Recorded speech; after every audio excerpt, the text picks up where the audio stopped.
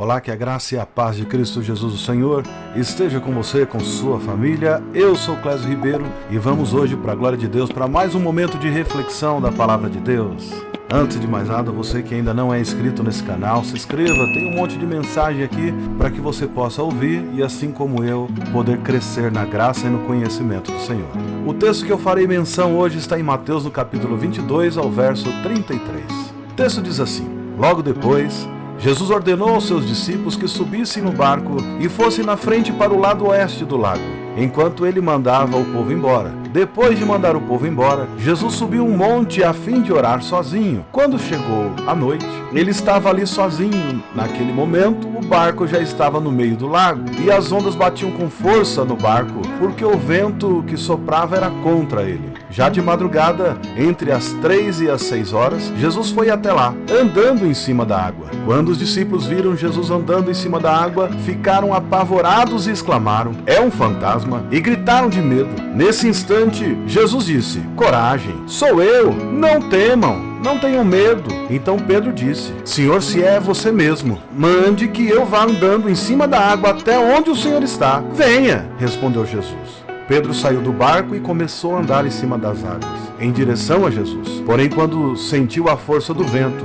ficou com medo e começou a afundar. Então gritou: "Senhor, socorre-me!" Imediatamente Jesus estendeu a mão, segurou Pedro e disse: "Como é pequena a sua fé, por que você duvidou?" Então os dois subiram no barco e o vento se acalmou. E os discípulos adoraram a Jesus, dizendo: "De fato, o Senhor é o Filho de Deus." Queridos, que texto tremendo, né?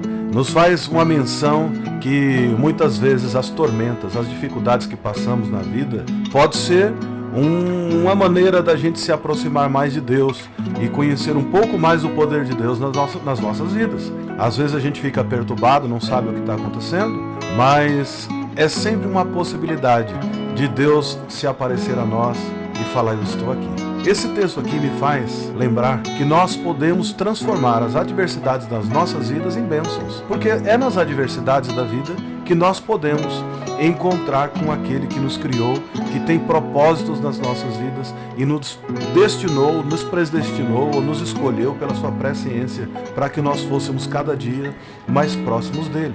Uma das coisas que eu gostaria de mencionar aqui, que as crises, elas estão cheias, na verdade estão cheias de oportunidades. É durante os períodos de crise que surgem os grandes empresários, é nos momentos de crise que surgem os novos negócios, é no momento de crise que você acaba mudando drasticamente a forma com que você enxerga as coisas e acaba mudando de vida. Eu já vi algumas pessoas que entraram para empresas e começaram a trabalhar em grandes empresas e foram muito bem sucedidos durante 5, 10, 15 anos. Só que quando eles saíram dessa empresa que encarou a realidade do mercado afora e que começa a ficar desempregado 1, 2 anos, eles começam a tentar se virar, a arrumar alguma coisa para que eles possam fazer para levar o sustento para casa.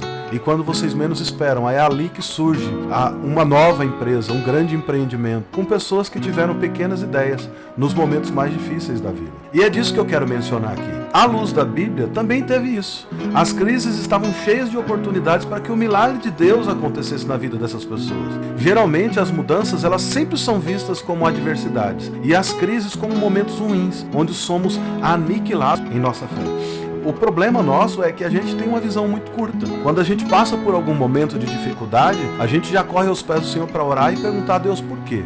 E muitas vezes a resposta que nós temos é: o que está acontecendo agora você não entende, mas na frente você vai entender. E o problema é que a gente continua insistindo e perguntando: Deus, por quê? Deus, por quê? Deus, por quê? Mas a resposta, ela não está em nós. A resposta está realmente nas crises. As crises e adversidades, elas são os momentos que nós temos que ter manifestação de fé mais clara nas nossas vidas. E é como encaramos essas crises que vai determinar o final delas. Pois os momentos difíceis, eles devem ser encarados como desafio, para serem escalados pela nossa fé. Você vê alguém que vai subir o Monte Everest, ele não consegue levar um monte de tralha nas costas. Ele até pode começar com um monte de coisa, mas quando chega nos momentos mais difíceis, ele só vai precisar de uma corda, aquela picareta e alguns grampos para ir prendendo e subindo. Não adianta levar muita coisa. Tem um dado momento na nossa vida que a gente vai ter que jogar tudo que nós temos de diplomas, de conhecimentos, de confiança em outras pessoas e aprendermos a confiar unicamente em Deus. Porque é nele que nós temos que depositar a nossa fé. A fé, ela é um posicionamento que nós não devemos depender das nossas emoções. E muito menos pela resistência que nós estamos enfrentando para chegarmos no nosso objetivo. A fé, ela é simplesmente uma confiança que nós temos que depositar 100% em Deus e esquecer que as nossas emoções podem até depor contra a gente. A gente pode ficar ansioso, agoniado, angustiado, perder o sono. Nós podemos passar por isso, que é natural. No entanto, quando nós cremos no Senhor, nós estamos preparados para dar um passo além e continuar caminhando, porque o Senhor tem grandes coisas ainda para fazer através das nossas vidas. E nós podemos dar a volta por cima nesses momentos de crise. Queridos, eu vou dar um exemplo aqui, antes mesmo de entrar nesse texto, que eu ainda quase não falei sobre ele. A borboleta, ela não nasce borboleta, ela nasce uma lagarta. Só que se essa lagarta não passar pela crise, entrar naquela crisálida e não ficar ali durante todo aquele período da crise, e para que ela possa se transformar, ela jamais vai se tornar uma borboleta. E se tentar interromper o processo, a lagarta morre e não vira borboleta. Ela precisa passar por todo aquele período para que ela saia lá de dentro pronta para novos voos e para enfeitar a natureza. Nosso problema é que nós queremos, pela nossa precipitação, nós queremos sair rápido da crise. Nós queremos sair logo dos desertos que passamos na nossa vida. E começamos a jogar para tudo quanto é lado. E com Deus nós não temos que jogar para tudo quanto é lado. Nós temos que depositar nossa confiança nele, confiar nele, que ele tudo vai fazer. No caso dos apóstolos que estavam naquele barco, como o texto de Mateus aqui 14 no verso 24, diz que naquele momento o barco já estava no meio do lago. E as ondas batiam com força no barco, porque o vento que soprava era contra ele. Queridos, existe uma resistência para você, existe uma resistência para que você não alcance os seus objetivos. Isso é normal, é natural na vida. Porque se não houver resistência, tudo que você fizer é fácil. Fácil, tudo que vem fácil, vai fácil. A gente não dá valor. Quando a gente conquista as coisas, que é com muito sacrifício, a gente consegue verdadeiramente descobrir aquilo que Deus tem para as nossas vidas. Nós temos que ser pessoas adaptáveis, nós temos que nos adaptar a todas as situações, como o apóstolo Paulo fala. Aprendi a passar por todas as situações, ter muito, tem pouco, e em todas as coisas sou mais que vencedor. Nós temos que nos adaptar. Veja o texto, por exemplo, de Gênesis 37 a 45, ele vai tratar sobre a história de José. José, quando ele foi traído pelos seus irmãos primeiro tinham inveja dele, tentaram matar, jogar no poço, depois se arrependeram de matar, não, foram e venderam como escravo. E ele foi vendido como escravo. Como escravo, ele começou a ocupar uma boa posição dentro da casa onde ele estava. A esposa de Potifar foi lá e caluniou ele, inventou um falso testemunho contra ele, e ele foi preso. Quando preso, foi para a cadeia. Na cadeia, ele começou a trabalhar dentro da cadeia, foi reconhecido pelos presos. Deus o usou para levar uma palavra de vitória para um dos presos, para outro deu uma palavra que também se cumpriu. No entanto, aqueles homens, Pedro fala para eles, quando você estiver lá, lembra-te de mim. Eles foram embora e não lembraram dele, não. Ele foi embora e não lembrou dele. Quando o tempo passou, José estava só confiando no Senhor. Quando o tempo passou, que aquela pessoa estava lá com o faraó e que o rei começa a falar do sonho que tinha, que ninguém conseguia identificar, ele lembrou de José. Mas o tempo já tinha passado e ele estava lá no meio da crise dele. José tinha que passar por todo aquele período, porque ele tinha que depositar confiança em Deus e não no copeiro do rei. Nas nossas vidas é igual, queridos. Nós temos que confiar em Deus. Nós não temos que confiar em braços humanos. Nós não temos que confiar em políticos. Nós não temos que confiar em jeitinhos. Nós temos que depositar toda a nossa confiança no Senhor, porque é Ele, tudo é dele, para Ele e por Ele são todas as coisas. Não dá para nós vivermos uma vida aqui na terra dizendo que nós confiamos em Deus, e sendo que na verdade nós confiamos no nosso braço e nós confiamos no nosso círculo de amizades. Os nossos círculos de amizades, eles são muito bons, é importante ter, mas neles nós não podemos depositar nossa confiança. Nós temos que confiar única e exclusivamente no Senhor.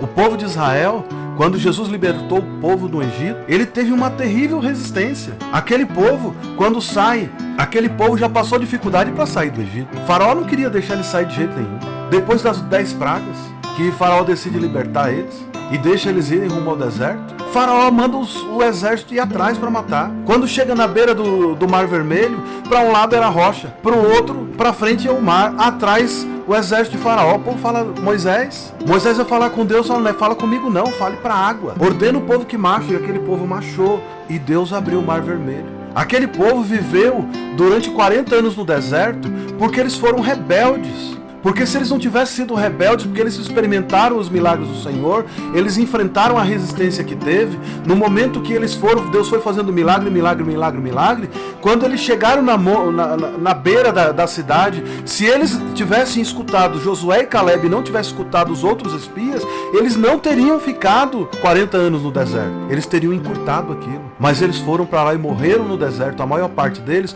porque foram rebeldes. No momento em que nós enfrentamos resistência na nossa vida, nós temos que saber que essas resistências, elas até podem impedir que nós alcançamos os nossos objetivos, mas elas só vão impedir se a gente depositar a nossa confiança em nossos braços e não no Senhor. Como Josué e Caleb disse naquele momento, a terra é boa, e se Deus estiver conosco, nós vamos vencer. Mas o povo estava olhando só que a terra tinha gigantes, que a terra engolia os seus moradores, que era impossível. Queridos, aquele povo que conheceu os milagres que o Senhor deu para a vida deles durante o período que eles estavam atravessando o Mar Vermelho, que eles viram o exército de Faraó ser engolido por aquele mar, agora estava com medo de um outro povo que não era nem tão forte quanto o povo do Egito. E eles, sabendo que Deus tinha ordenado eles irem para aquela terra, Josué e Caleb entraram na terra prometida porque eles confiaram. Mas eles também teve que ficar os 40 anos junto com todos os outros, porque o povo se rebelou contra o Senhor. Entenda uma coisa, nós passamos por tempestades durante a nossa vida, onde a vida é balançada, onde nós achamos que nós vamos afundar, como os discípulos achavam que o barco deles iria naufragar. A tempestade era grande, e parece que quanto mais remamos, mais somos empurrados para trás. Há alguns anos atrás, eu fui viajar com a minha família para as ilhas que tem no Rio de Janeiro, ali naquela região, já entre Paraty e a próxima cidade, eu não me lembro exatamente muito bem o nome. E nós fomos fazer uma viagem de barco, estávamos fazendo um passeio maravilhoso. Quando eu vi que todos os barcos estavam indo embora, eu perguntei pro barqueiro, é normal, tá acontecendo alguma coisa que tá todo mundo embora, só ficou a gente aqui? Quando ele olhou, nós estávamos olhando pro mar, tava lindo. Mas quando ele olhou, viu uma enorme tempestade que estava se aproximando. E ele entrou no barco e falou, vamos embora, todo mundo entrou para dentro do barco. E ele começou a ir em direção à costa, e quanto mais a gente ia, a tempestade nos pegou. Queridos, enquanto eu estava ali, dentro do barco, a minha família e os outros colegas que estavam juntos foram para um outro compartimento e eu estava do lado do barqueiro. Enquanto o barqueiro estava pilotando aquele barco e ele estava indo em paz, o vento estava batendo, jogando para um lado e para o outro, eu estava tranquilo. Mas no momento em que aquele barqueiro olhou para mim desesperado e pediu, pelo amor de Deus, coloca um colete salva-vida em mim, aquele momento eu não tive dúvida. Eu coloquei minha mão para o alto e comecei a clamar ao Senhor. Eu falei, Deus, o Senhor não me trouxe aqui para me deixar afundar juntamente com esse barco. E eu dei ordem para aqueles ventos. Em nome de Jesus, acalma-te. E durante aquele período, por mais 10 minutos, o barco foi, nós conseguimos atracar. Mas no momento que o barqueiro pediu misericórdia para que eu colocasse o colete salva-vida nele, eu vi que o negócio era sério mesmo. Antes disso eu nem orei, eu estava sem preocupação nenhuma, eu estava curtindo a brisa, o vento forte e a água batendo em meu rosto. Só que quando aquele homem que tinha experiência no mar clamou, desesperado, que o barco ia naufragar e ele precisava de sobreviver, e ele não tinha lembrado de colocar o colete salva-vida nele, eu coloquei o colete salva-vida nele e fui orar. Com os discípulos foi a mesma coisa. Eram homens experientes no mar. Para eles entrarem em pânico é porque a tempestade era maior do que eles sabiam que aquele barco podia suportar. E é nesse momento de desespero que eles começam a clamar por qualquer coisa. E quando eles veem Jesus caminhando sobre as águas, aí que o susto deles foram maior ainda. Porque aquele mar da Galileia ali já era famoso em ter barcos afundando. E muitas pessoas diziam que tinham fantasmas por lá. Você acha que não diziam isso? No entanto, quando eles veem que é Jesus, até Pedro toma coragem de pedir para ir em direção a ele. Nós sempre vamos estar no meio do mar, expostos a tempestades e ao vento contrário. E nesses momentos nós temos que fazer como o apóstolo Pedro. Pedir, quando ver Jesus caminhando sobre as águas, Senhor, me ajude a caminhar sobre as águas. Queridos, nós temos que ter cuidado, muito cuidado na nossa vida, para a gente não confundir o que é bênção e o que é a destruição. Por quê? Porque quando os discípulos viram Jesus andando sobre as águas, eles ficaram apavorados e eles exclamaram que era um fantasma. O texto de Mateus 14, 26 está dizendo isso. Naquele momento, os discípulos ficaram apavorados. Sabe o que acontece? Muitas vezes a gente quer que as coisas aconteçam sempre do nosso jeito. E nem sempre Deus vai fazer do jeito que nós achamos que é o certo. Então esteja preparados para entender qual é o método que Deus está usando. Porque a criatividade é dele. Ele é o Criador. Ele pode aparecer para você aonde você menos espera. Então, aparecer uma oportunidade, agarre-se a ela, porque é Deus que está te mandando. Só tome cuidado se no meio dessa oportunidade você sempre faça uma pergunta. Porque quando é Deus que aparece, ele simplesmente fala vem. Agora, quando a oportunidade não é de Deus, ela vai exigir como exigiu de Cristo: se prostrados me adorares. A única pessoa que faz concessão e te pede alguma coisa em troca é a concorrência. Jesus não. Ele só fala tenha fé, vem. Então, quando você estiver passando por uma crise, surgiu uma oportunidade, se no meio dessa oportunidade pedir para você se prostrar e adorar, não vá. Queridos, cerca de 10 anos atrás, eu tive uma grande oportunidade de emprego que eu ia ganhar aproximadamente 8 vezes mais o salário que eu ganhava naquela época. E naquela época eu ganhava um bom salário. Só que acontece, eu estava orando, pedindo a Deus que me abençoasse. E quando veio aquela oportunidade de emprego para eu ganhar tão bem, eu praticamente ouvia a pessoa falando para mim: se prostrado me adorares. Porque a primeira coisa que eles se preocuparam era que tipo de cristianismo que eu vivia. Se eu era um cristão desses terrenos que só gosta de bênçãos materiais, de bens materiais, porque isso era tudo que eles tinham para me oferecer. E a outra coisa que eles me perguntaram é se eu poderia deixar de ir para os cultos para poder trabalhar até mais tarde. E eu fiquei sem entender por que eles se preocuparam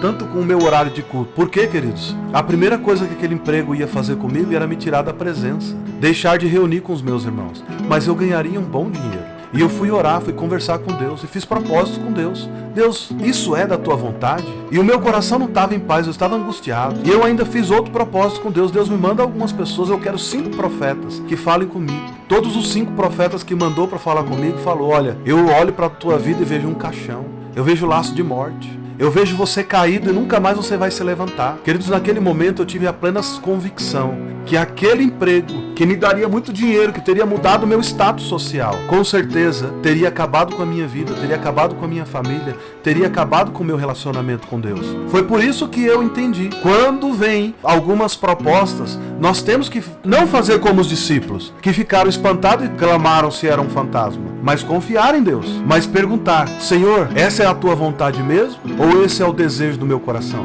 Porque muitas vezes, queridos, nós temos que tomar cuidado que o desejo do nosso coração é muito ruim. Porque o nosso coração ele é tendencioso à lascívia. O nosso coração ele é tendencioso ao mal. O nosso coração ele é enganoso, como a palavra de Deus nos diz. O Tiago diz: vocês oram, pedem e não recebem porque pedem mal. Pedem para gastar simplesmente pelo seu bel prazer. Nós queremos coisas simplesmente para que o nosso desejo carnal seja sanado. E são nesses momentos que nós somos provados também, que vêm as tentações. Então nós temos que entender, diferenciar o que vai ser bênção na nossa vida e o que vai ser destruição. O que for bênção é Deus, é Jesus. Ele fala: vem, ande sobre as águas. O que for destruição vai exigir de você um preço muito grande.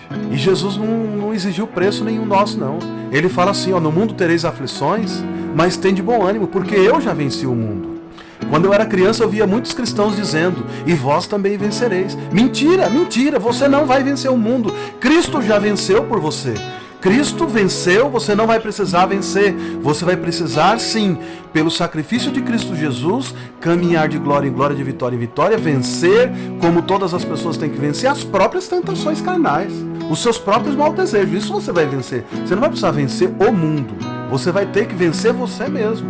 Você vai ter que vencer a sua inclinação carnal, o seu mau desejo. Porque nós somos atraídos e engodados pelos nossos próprios maus desejos. Nós vamos ser como Jesus, tentados no ser, no querer e no poder. Por que nós vamos ser diferente do nosso mestre? Ele foi tentado, nós também seremos. Mas nós temos que tomar cuidado. Nós temos que pensar também que o milagre, ele pode parar no meio, quando nós deixamos de ter fé. Porque muitas vezes, nós até começamos bem, mas no meio do caminho a gente começa a vacilar, queridos. Isso aconteceu com o apóstolo Pedro. Pedro, um homem de fé, no meio da tempestade já estava tudo arrebentando, já estava perigoso no barco, e ele foi pro meio da água. E ele começou a andar na água. Olha que experiência incrível, irmão. Ninguém mais teve essa experiência, além de Jesus e ele. E Pedro andou 2 vezes sobre as águas. Ele andou na ida e ele andou na volta, porque quando ele deu a mão para Jesus, ele voltou andando sobre as águas. Mas num dado momento ele teve medo. E o medo é algo que nos afasta da presença de Deus. Quando Pedro sentiu o medo, sentiu a força do vento, ele começou a afundar. Então ele gritou por socorro. Queridos, nós temos que ter uma convicção dentro de nós. Se é Cristo que está conosco no barco, se é Cristo, nós não podemos temer a tempestade. Se é Cristo que nos diz para andar sobre as águas, nós não temos que temer o vento. Porque o vento é forte, ele manda parar. Existe algo que pode impedir o milagre de Deus, mesmo que ele já tenha começado em nossas vidas. E é quando nós olhamos só para as circunstâncias e tiramos os olhos de Cristo. Quando nós tiramos os olhos de Cristo e começamos a olhar para o problema, nós vamos sempre ver o problema maior do que o que ele realmente é. Queridos, é muito provável, não é provável, é certo, que ninguém aqui no Brasil viveu a crise da bubônica que teve. Mas uma coisa é certa, todo mundo quando vê rato dentro de casa, ninguém vai querer dormir com um rato ali dentro. A gente quer matar esse rato. A barata é a mesma coisa. Agora, nós não vivemos na crise que dizimou praticamente a Europa da peste negra, que veio através de uma pulga que vinha pelos roedores. Nós não vivemos isso daí, mas nós morremos de medo. Por quê? Parece que isso está dentro do nosso DNA, esse medo que vem de nós. Porque nós sabemos que foi terrível isso. Então tem medos que ele serve para nossa preservação. Muitas vezes quando você está com medo, por exemplo, uma barata, ela é praticamente inofensiva pra gente. Mas quando a gente toma tem algumas pessoas que vê barata, parece que é um monstro. Um chinelinho resolve o problema. Mas quando a gente vê, toma aquele susto enorme. Até eu, que não tenho muito medo de barata, de vez em quando tomo aquele susto. Depois eu vou lá e mato, porque eu não aceito que tenha barata na minha casa. Mas quando a gente olha para os problemas é assim. No primeiro momento a gente se assusta. Depois a gente vê que ele não é tão grande assim. Quando nós temos a ferramenta certa, no caso da barata, um bom chinelo ou um veneno. No caso do rato, um bom pedaço de pau, uma ratoeira, veneno. Você põe eles para correr. Agora, quando o assunto é outras provações da vida, nós temos que ter a ferramenta certa. E a melhor ferramenta para a nossa vida é a fé. Olhe para Jesus. Deposite a sua confiança nele, que você vai passar por esses momentos difíceis e vai parecer tão simples como pegar um chinelo e matar uma barata. O povo de Israel, ele ficou no deserto 40 anos. Por quê? Porque ele não conseguiu crer. Eles creram um dado momento e num outro momento eles começaram a duvidar. Eles tiraram os olhos de Deus, o Todo-Poderoso, Yahvé, Jeová Jireh, e eles passaram o tempo todinho reclamando da situação.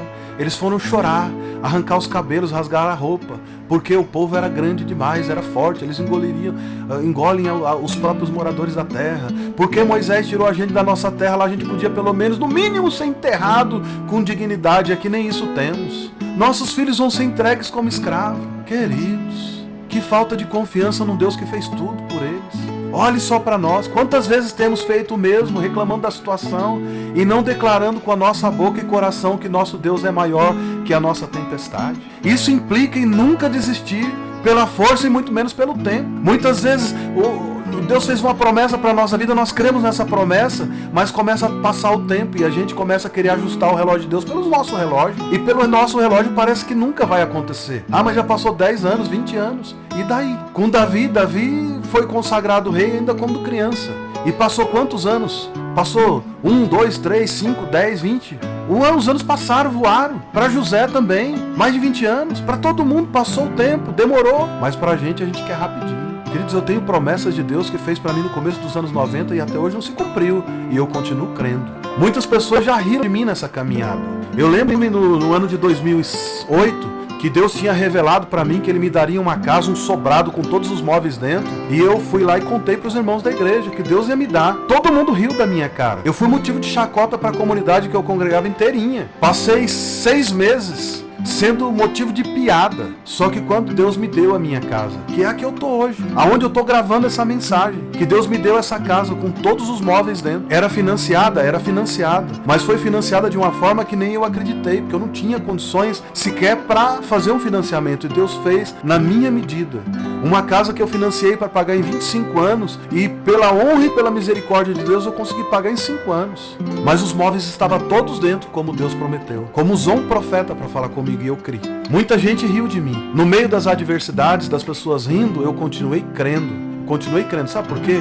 Porque Deus já tinha feito coisas grandes demais na minha vida e eu não ia ficar no deserto 40 anos como eu vejo um monte de gente que já ficou. Eu tenho exemplo da minha família. Eu tenho pessoas na minha família que estão vivendo provações há mais de 40, 50 anos e está sempre no deserto. Por quê? Porque é rebelde.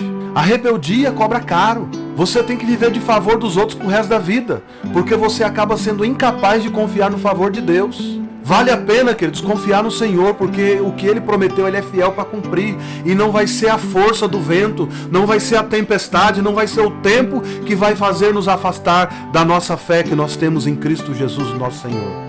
Quanto mais tempo você passar confiando no Senhor, menos você vai se render às murmurações e mais rápido o tempo passará e a tempestade vai passar. Entenda uma coisa, eu repito isso constantemente. Eu tenho o hábito de ir para o monte e orar a noite inteira. E quando eu estou no monte, eu observo que das 4 às 4:30 da manhã é o horário mais escuro da madrugada, dependendo da época do ano. Só que 15 minutos depois amanhece o dia. As horas mais escuras da noite é aquela que o sol já está raiando. Tá difícil de suportar? Espera só mais um pouquinho. Tua bênção está demorando, espera só mais um pouquinho. Deus prometeu e até agora nada, espera só mais um pouquinho, tá logo ali, não murmure, pare de murmurar. Você começou em fé, continue em fé. Você começou caminhando, continue caminhando de cabeça erguida, porque maior é quem está em nós do que quem está no mundo. Eu tenho uma frase que eu tenho comentado já faz tempo, e me acompanha, e eu repito ela quase todas as minhas mensagens. Não se preocupe com a reputação de Deus, isso Ele mesmo toma conta. Ele prometeu alguma coisa para você, Ele vai cumprir. E a glória e a honra vai ser dele. A reputação vai ser dele, porque todo mundo que olha para você sabe que você não é capaz de atingir voos muito altos. Como Pedro não era capaz mesmo de andar sobre as águas. Todo mundo sabia disso, até ele. Ele só andou pelas águas porque foi pela palavra de Jesus. E ele só voltou andando sobre as águas porque foi sustentados pelas mãos de Jesus. Você só vai voar alto, você só vai chegar lá porque é Jesus que vai estar estendendo a mão para você, conforme ele segurou a mão de Pedro, que está em Mateus 14:31. Então não é pela sua confiança, é pela confiança dele, é nele que você vai chegar. As pessoas não vão olhar para você, nossa, parabéns, você alcançou, nossa, como que você foi capaz? Não, foi Jesus que fez através de você, porque você é como eu, você não é capaz mesmo. Nós não temos essa capacidade toda. Nós não somos a última Coca-Cola do deserto. Nós não somos, a última cocada branca. Nós não somos. Nós não temos nada de especial. Mas Jesus tem, porque Ele é o caminho, Ele é a verdade, Ele é a vida. E ninguém consegue chegar ao Pai se não for por Ele. E foi Ele que disse em João 14:1, não se turbe o vosso coração, credes em Deus, credes também em mim. Na casa de meu Pai há muitas moradas, porque se não fosse assim eu não teria dito, eu vou preparar-vos lugar. Foi Jesus que disse isso, não perturbe o seu coração, não ande ansioso por coisa alguma. Eu tenho insistido isso nos últimos dias. Muitas das pessoas que me ouvem estão vivendo uma vida angustiada, preocupada, desesperada. Queridos, vocês sobreviveram a uma das maiores epidemias, a pandemia da história da humanidade. Nunca morreu tanta gente com uma única doença como morreu nesses últimos anos. Você sobreviveu. Jesus Cristo cuidou de você. Continue crendo, tem coisas maiores ainda para fazer. Deus prometeu ministérios para você fazer, você vai concluir isso. Deus prometeu empresas, você vai fazer, a levantar a sua empresa ainda. Deus prometeu para você abrir um grande escritório, você vai abrir um grande escritório. Deus te chamou para você impactar nações, você vai impactar nações. Deus te chamou para ser um grande jogador de futebol, é isso que você vai ser. Deus te chamou para ser um grande músico, você vai ser um grande músico. Deus te chamou para escrever grandes livros, você vai escrever grandes livros. Confia. Esse momento de crise que você está passando é porque Deus está trabalhando em você. Ele está te podando para que você dê frutos e dê mais frutos ainda do que você já tem dado ultimamente. Continue crendo. Você começou em fé, continue em fé. Eu tenho observado que no Brasil, a maior parte das pessoas não conclui nada que começa. O índice de pessoas que prestam um vestibular e que entram numa faculdade, ele é só de 10% que conclui. De pessoas que conseguem bolsas, você acha, não, quem conseguiu bolsa vai continuar também. É a mesma proporção. Parece que é algo bonito na nossa nação começar as coisas e nunca concluir. Entenda uma coisa, tudo aquilo que tiver à mão para fazer, faça com todas as suas forças. Essa é a palavra de Deus.